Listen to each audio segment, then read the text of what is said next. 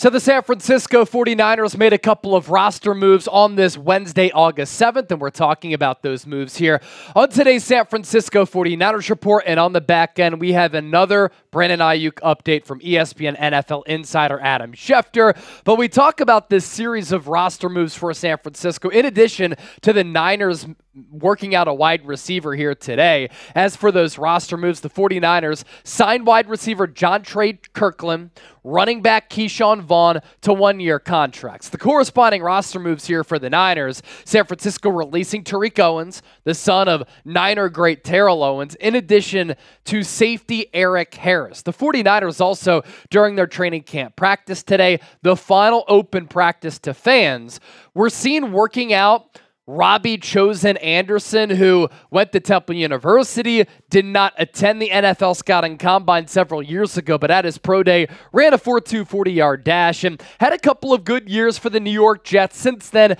has struggled to find his footing, but is a taller wide receiver who's very fast, hasn't done much over the last couple of years. But if the 49ers were to move off of Brandon Aiyuk, you lose your best deep threat from last year, Robbie Anderson. A little bit of a deep threat. I don't think that he's going to replace, obviously, the production from Brandon Aiyuk. You'd more so be relying on Deebo Samuel and Ricky Pearsall and Jawan Jennings, Chris Conley, Jacob Cowing, and then the other wide receivers who would make the team become interesting.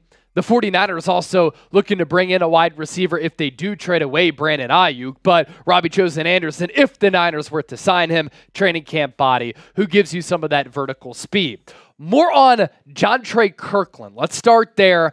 Undrafted player in 2020. He played at LSU, 57 games, 3 starts. He won a national championship back in 2019 on that loaded LSU team that was led by Joe Burrow. It's going to go down as arguably the best college football team in the history of college football. They dominated everybody en route to a perfect season under Ed Orgeron, and then they just dominated their way to winning the Natty. So far, Kirklin has been on some NFL practice squads, including inside this division, the Arizona Cardinals. Also played at the UFL level, 6 foot, 184 pounds. As for Vaughn, he was a third-round pick back in 2020, and up to this point, been a little bit of a disappointment for where he was drafted. He played his college football at Illinois, in addition to Vanderbilt. He has 43 games in the NFL under his belt with 1 career start, only tallying 24 carries for 42 yards, and has spent his whole career with the Tampa Bay Buccaneers from 2020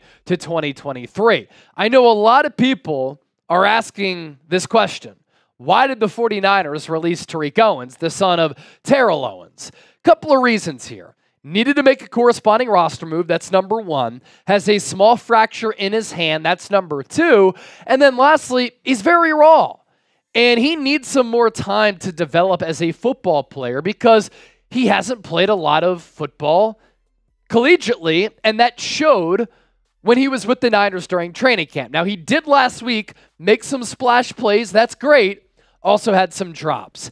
Him being a former basketball player showed with his athleticism, but also with the rawness. And San Francisco right now, with or without Brandon Aiyuk, very deep at the wide receiver spot. As for Erik, team brought him in last year, appeared during that playoff run when George Odom was injured.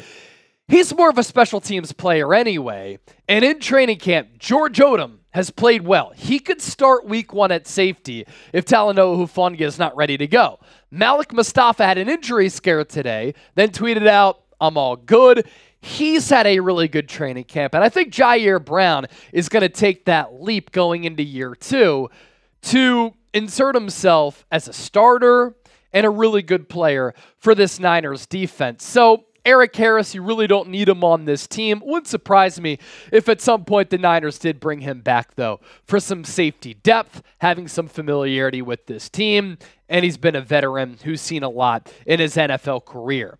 Also, the 49ers have been forced to make some of these roster moves in letting go of players and signing running backs because they're so banged up at the running back spot. Christian McCaffrey, we might not see him the rest of the preseason, according to Kyle Shanahan, because of a calf injury. Elijah Mitchell, what do you know? Injured once again with the hamstring. Isaac Guerrero has been injured because of a hamstring injury. And then Patrick Taylor, more of a special teams player, but also a taller and physical running back, is also banged up.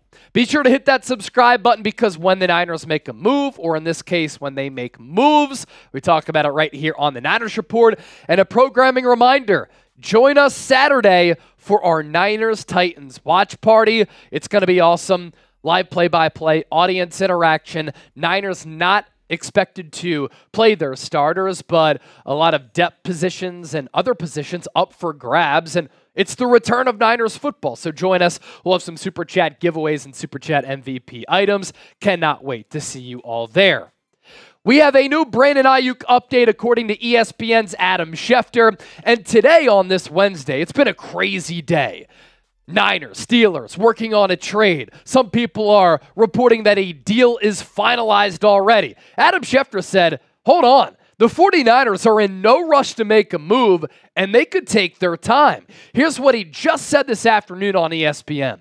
When you step back and assess the situation, a lot of people around the league believe the 49ers are not going to be in any rush here to make a move, despite the fact that everybody is waiting for an update if he'll be traded. He might be, and he might be soon, but the 49ers are not rushing into anything right now. They're going to take their time, be deliberate, and see what's out there before they make any move at all, because they do know that if they moved on, they'd be moving on from a very good wide receiver. So despite all of the reports that an Aiyuk deal is done, no deal has been finalized yet, and so we wait and see. According to reports, the 49ers, this coming from Diana Rossini of The Athletic, want a wide receiver in return.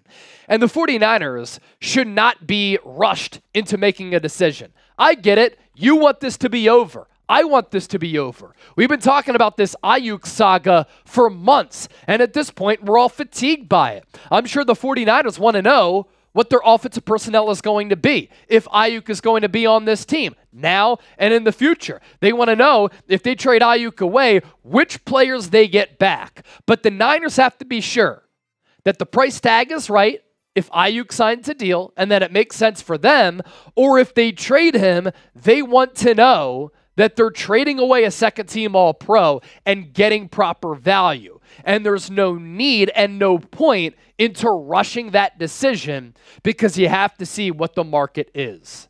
If you are tired of this Aiyuk situation, we've all had enough. I want you to hit that thumbs up icon and like the video. Don't forget to subscribe to us here on the Niners Report. I'll be live tomorrow right here on this channel with plenty to talk about, so do not miss it, and we'll see you then.